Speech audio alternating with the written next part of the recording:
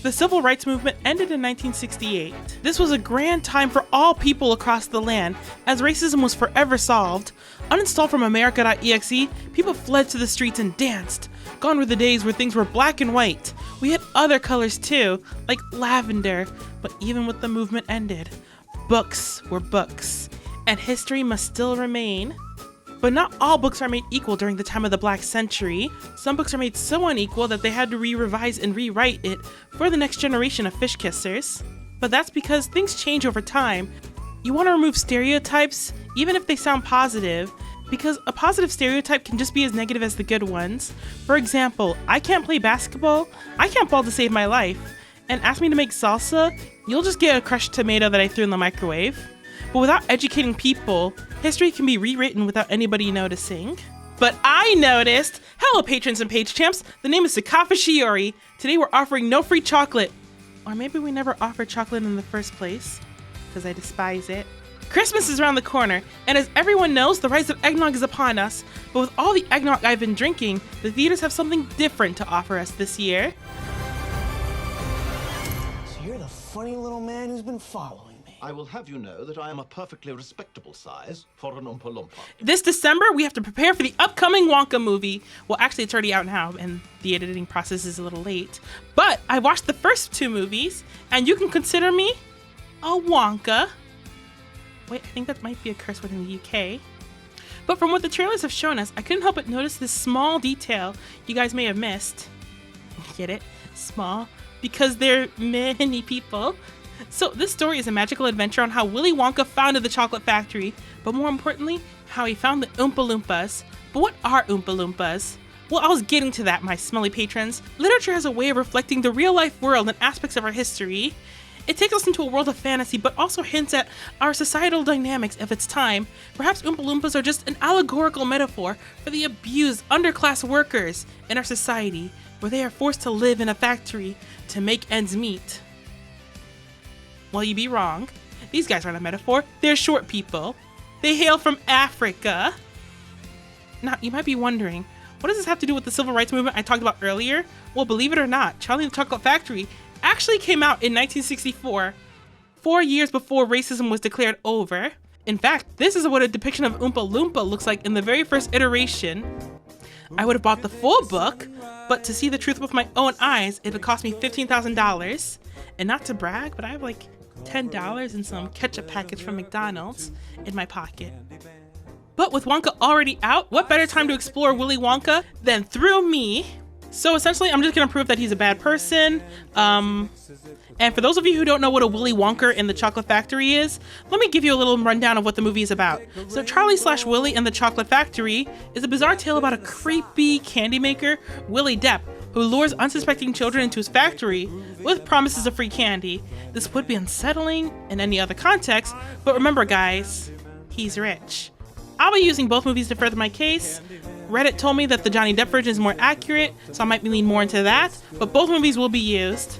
And nobody lies on the internet, so let's begin. Now, since this isn't a movie review or an analysis on how bad the movie is, I can cut some of the early gibberish and filler, quickly cut the scene where the real action is, except for this part. Good morning, Starshine. The Earth says hello. I just love the way Willy Depp speaks so awkwardly in this movie. He carries himself with such an awkward swagger that any grown man, when meeting a child again for the first time in years, would probably have. While Wonka 71 greets everybody one hand at a time, this movie gives kind of a little insight of what's going on in his little brain. And we get even more of an insight based off the first person who talks to him. But I used to work here in the factory. Were you one of those despicable spies who every day tried to steal my life's work and sell it to those parasitic copycat candy-making cads? Yes. So right here, we're already given a look at Wonka's past and how very little he trusts people. At least in the Johnny Depp version, I don't think there's anyone else outside the Oompa Loompas who work at this factory. However, Wonka 71 has Mr. Slugworth. Slugworth, he works for me. But trust is something that's not easily earned, especially from a multi-billionaire CEO. Sometimes you have to force trust to happen, so there's already some kind of negotiation happening behind the scenes that Wonka has created to ensure that none of the other 165 Oompa Loompas will ever betray him. So the children tour through the factory that the good Oompa Loompas maintain, because we know Wonka isn't maintaining this place. And finally, the sexy little men come out of hiding. Across the river. They're little men. Charlie, we don't use that word here. They prefer the word Oompa Loompas. But this is where my main argument starts to begin. These Oompa Loompas are living their life to the fullest, but is this environment even good for them? Unfun fact, the children actually got hurt during this scene. Well, one child did. Theoretically, that means this place isn't OSHA approved. You can actually still see the blood right there. But yes, this scene right here is what gives me the basis of my argument. Look carefully at these guys. What do you see? I'll give you 5 seconds. That's right. They're clothes. So get ready for the first part where I believe these Oompa Loompas are prisoners. There is no self-respecting human that would wear these clothes on purpose. But the second point I want to bring up is the fact that these children and adults alike don't even recognize that the Oompa Loompas are people. It's not straight up racism, but what is it called when you try to remove a specific group of people from the history books? That's right, cultural genocide. These children don't recognize what an Oompa Loompa is and straight up say, Well, they can't be real people. how would you react if a child said this about any race? Come on, be honest. You think it's kind of funny. They're children, they don't know any better. I met a baby child and he screamed when he saw my face. God, that didn't help my self-confidence. But I expect better from the adults.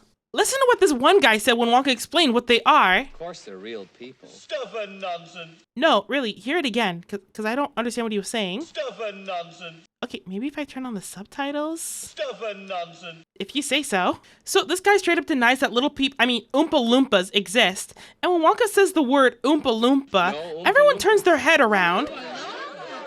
From Loompaland. Loompaland? There's no such place. It might feel normal given the context, but let's replace it with a different word. Stuff and nonsense. No, Canadian. From Canada. Canada? There's no such place. Well, Canada is real, lady. So Wonka basically took an entire country and erased it from the history books. This is crazy. And before you think that these guys are just idiots, this girl's actually a geography teacher. So there's no reason for her to just be like, this country doesn't exist. But what did Wonka do with it? Nothing but desolate wastes and fierce beasts.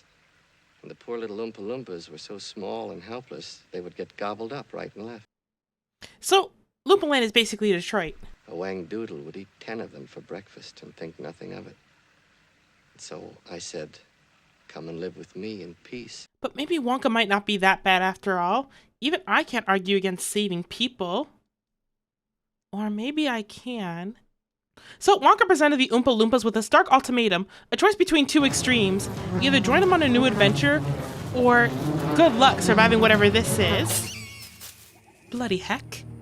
So even though he did help them, there's one key thing here that is quite a little bit important. In the greatest of secrecy, I transported the entire population of Oompa Loompas to my factory here. They're all illegal immigrants. Now, how do I go off without getting political? First off, there are rules in our society. And one of those rules involves not having a tribe secretly work in your factory without documented pay. But they're also getting paid in chocolate, so I guess he skirts around that part of the law. Wait, that's worse. And think of the message he's sending to the children. Hey, Daddy, I want an Oompa Loompa. I want you to get me an Oompa Loompa right away. All right, Ruka, all right. I'll get you one before the day's out. I want an Oompa Loompa now. You can't just buy people. There are process to this. Wonka just said it. But hey, at least he treats them like human beings. Oh god, he summons them via dog whistle. Maybe it's better in the Johnny Depp version? Nope, this is equally as bad. Whatever happened to, hey Jerry? Also that if a guy in a top hat whistles a flute at you, you turn the other direction. Also, they clearly speak English. The only reason they're here is because Wonka forces them to stay here. There's literally nowhere else for them to go. They can't legally work anywhere else. They're pretty much slaves. And I can't even say without being harmed, because Oompa Loompas are harmed in this factory. Unfortunately, the mixture isn't quite right yet, because an Oompa Loompa tried some yesterday, and, well... They're performing live tests on these babies. And even though these tests don't seem that bad, remember the scene where Violet becomes a giant ball? Remember the solution? Squeeze her out, get her to the juicing room? I've tried it on like 20 Oompa Loompas, and each one ended up as a blueberry. 20 They're gonna Oompa squeeze her. Loompas. Wait, no, scratch that. Like 20 Oompa Loompas. He's not even keeping count of how many are getting hurt in the process of this. And I can still have one more thing. At the beginning of this movie, Oh, Wonka yeah. I says, have to keep it warm in here because my workers are used to an extremely hot climate. They just can't stand the cold. and then he does this. Oh, look! Ladies and gentlemen, welcome to Fudge Mountain. God, I hate this man. So, some final points I wanted to bring up that I was never able to actually talk about during this video. It's quite odd, actually. So, in different countries, people refer to themselves as something different in their own countries. Because, like, Mexicans call themselves Mexicanos, Swedish people call themselves Svenskas, and I'm pretty sure Africans call themselves different things depending on what country they're from, in their own native language. Since Wonka was the first person to show up to this country, we can only assume that he speaks their language and gave an English translation to it. And the first thing this mother trucker thought was, Oompa Loompa. It just sounds like a racial slur to me. And before anyone says, but Tsukapa Shiori, they sing the song all the time. Oompa Loompa Doompa Dee Dee. Yeah, imagine an artist using their own slur in their song. This has been The Bigger Story.